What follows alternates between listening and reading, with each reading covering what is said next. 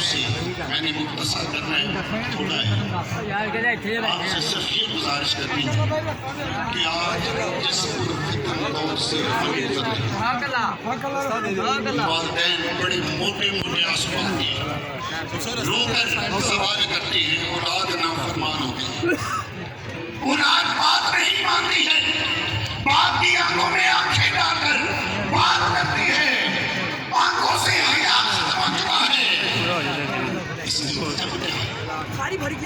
ابھی والدین نے بھی سوچا اس کی مین وجہ کیا ہے؟ اس کی مین وجہ یہ ہے کہ والدین نے رزق حلال اولاد کو کھلانا چھوڑ دیا۔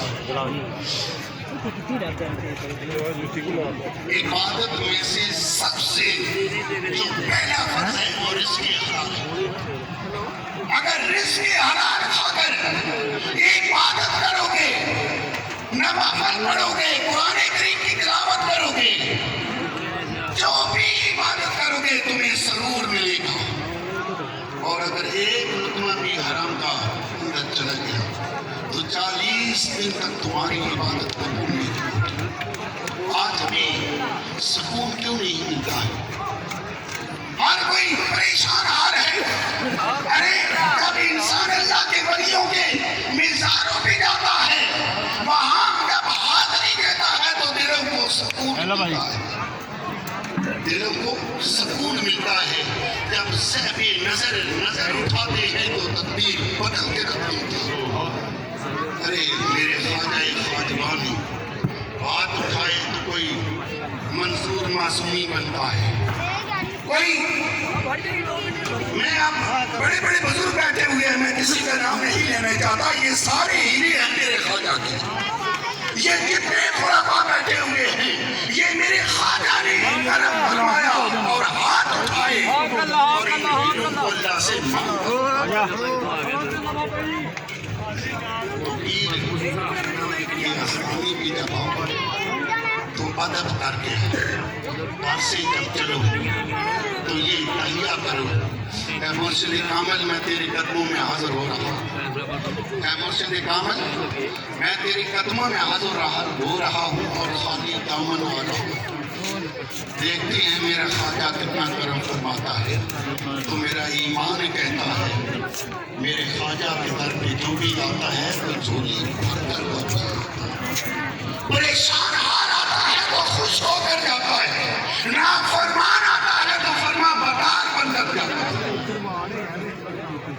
نافرمان آتا ہے تو فرما بردار بن کر آتا ہے۔ تو دوستو ان اللہ کے ولیوں نے اپنی مخلوق کی، اپنے مریدوں کی، اللہ کی مخلوق کی رہنمائی کروائی، ان کو غفلت کی نیند سے بیدار کیا، ان کے دلوں کو ثابت بنایا۔ وقت اجازت نہیں دیتا، میری آپ سے گزارش ہے کہ ایک تو آپ کا ایمان ہونا چاہیے کہ ہمارے خواجہ خواجگان محفل کے اندر موجود ہیں، وہ ہم سب کی نگاہ رکھیں گے۔ بے ادب نہ بنا کرو، ادب کیا کرو، ادب ہی پہلا کریمہ ہے محبت کی کریمہ۔ پیر سے محبت کرو گے تو تمہاری منزلیں آسان ہو جائیں گی اور تم پرواز کرو گے۔ اگر پیر کی نافرمانی کرو گے، پیر سے دور ہوگے تو پھر دور ہی ہو جاؤ گے۔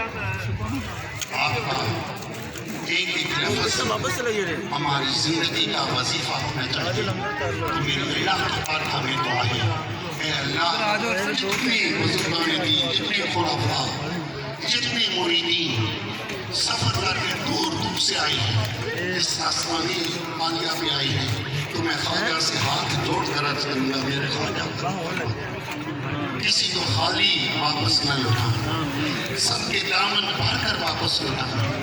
آپ کے سامنے میرے خواجہ کے ہیرے پڑے، جس ہیرے کے ہاتھ میں ہاتھ دو گے تمہارا دل روشن ہو جائے گا۔ یہ آگے تمہارا اپنا کام ہے، کتنا فائدہ ان ہیروں سے لیتے ہو، صرف نام کی مریدی نہ کرو، دل کو صاف کرو اور ان کے ہاتھوں میں ہاتھ دے کر اپنے خانہ دل کو آباد کرو۔ اور میری آپ سے آخری گزارش ہے کہ اس آستان عالیہ کا انتظام ساتھی سب مل جل کر چلاتی ہے. ہم نے سب نے مل جل کر چلانا ہے اور اللہ دیکھ رہا ہے ہر سال پہلے سے مجمع بڑھ رہا ہے. جو غفلت کی نیند سوئے ہوئے ہیں وہ آستہ آستہ جاگ رہے ہیں, وہ اس آستانے کی طرف رجوع کر رہے ہیں. تو ہم نے اس آستانے کا نظام چلانا ہے, محکمہ کا آپ سنی ہے. اور حقیقت بات آپ سے کروں تو ہمارے یہاں خطیب صاحب ہیں, نگران ہے, بجلی کا بل ہے اور ہمارے اخراجات ہیں. آپ اس کے موقع پہ آتے ہیں. میری آپ سے گزارش ہے کہ دل کھول کر نذرانہ ڈالا کریں. آج اس دور کے اندر 500 یا 1000 اس کی کوئی ویلیو نہیں ہے. اس لیے جتنا ہو سکے میری آپ سے گزارش ہے کہ گلے کے اندر لازمی نذرانہ پیش کر کے جایا کریں. میرا خواجہ دیکھ رہا ہے. اس لیے اگر تقریر کے اندر کوئی ساون کوئی ویکتی کوئی ہوتی ہے تو میں اللہ کی بات کا التجا کرتا ہوں کہ اللہ ہم سب کی غلطیوں کو معاف فرما, اور جو ساتھی لوگ تشریف لائے ہیں اے اللہ سب کی خالی دم